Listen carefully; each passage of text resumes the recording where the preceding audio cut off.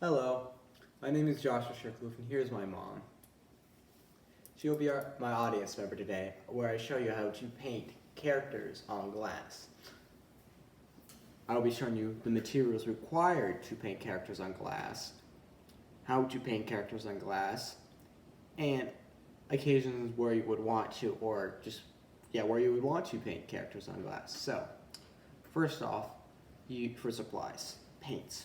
I would recommend red, orange, yellow, green, blue, and indigo, black and white. That's because I'm going to be painting a lot of different ones. But if you're just going to paint a specific picture, like this guy over here, you would only need the colors that you see right there. Now, also for the paints, you would need a water cup, a palette. I am using a plastic plate as a palette, a stirring stick. This is just two toothpicks that were glued together. The frame, paintbrushes. I usually have paintbrushes of different sizes for just filling in more area. But I would recommend having square-ended paintbrushes because those apply more paint to the glass better, because glass is like your skin, it's porous, but you don't really think of it as porous. But when you paint, it affects how the paint goes on. So, and do not forget your reference image, and make it the same size as the painting frame that you could put it in. Now this guy's name, he is Snorlax. He is a Pokemon, and I'm painting this for a friend. I picked Snorlax, a Pokemon, because he sleeps a lot, and that's my friend's spirit animal. So you're going to be needing a picture frame. There's different types of picture frames. This one is where you unhook it with these little pegs. Then after you unhook it, you want to take out the back. Don't throw away this little covering inside. You would want to keep that for the background. But you want to put in your reference image and your back. Now, when I said you wanted the image to be the right size, because if this was the wrong size, it would not fit well, and if I had to go back and redo adjustments, it wouldn't work. And I forgot to add this earlier, but you're going to want an X pedal, any erasable marker. Now, Expos, they could be erased from glass easily. So, what you want to start to do is follow the lines. Now, some people will only outline the black lines like I did, or some other people would also highlight the shading. Sorry, it's a little mistake. It'll be a little secret, but they will outline it so they will know where to add different shades.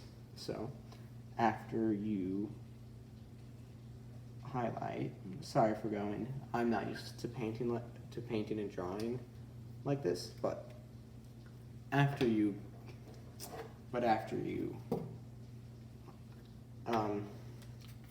trace the edges, you want to take it out of the picture,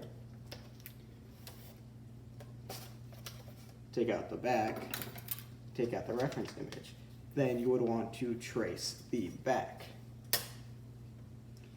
Now, here is one that I've already worked on a little bit.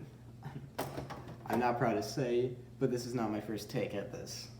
So, you're going to want to put out some paint. I already have a little bit of black out. Now, fun fact about acrylic paints, I thought this was something that people a long time ago used, but they used mineral paint. The acrylic paint was invented by two American gentlemen in the 1930s, 30s to 40s, that time period. So, you want to put paint on your paintbrush. You don't want to water it down, and you want to put it on the side, and you want to drag across the side like this. Now, when you're actually painting, you do not want to touch your hand to the glass, because that will ruin any paint underneath it, and it will smudge it. But because for the sake of this demonstration, I have to paint like this because I don't normally paint like this, but just slow, small little brush strokes And it's okay if it's not a full black like this. You could go over it several times. And when you're painting glass, you paint the details in backwards. So you would paint the smaller details, then go over it with the main color, because the image is reversed. That's why I like this, because you can make images that look a lot better than you would be able to paint regularly. Just look a lot better.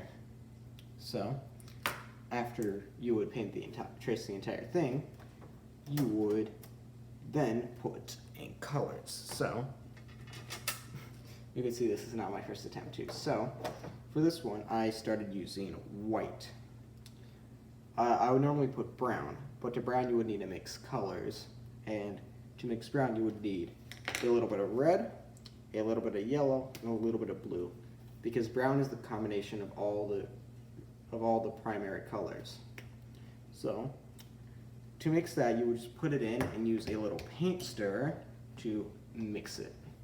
Now I'm going to fill in the rest of the white.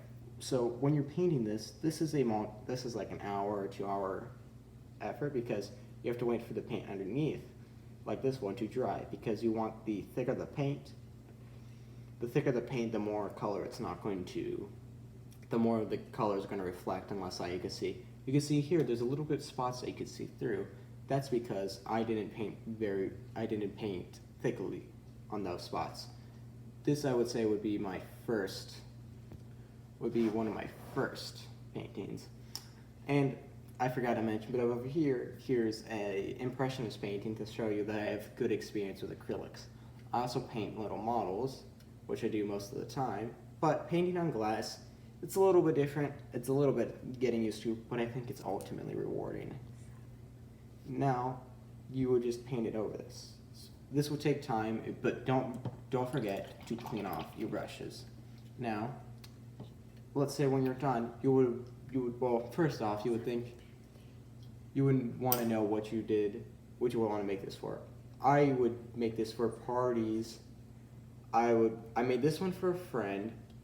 You can make it for your room, and I made this one or you can make them for profit. Now, this one I'm going to be sending to a friend, and it's you could ask any of my teachers. They know that I'm really bad with dates. I missed his birthday by 2 months. Could you end it, Mom?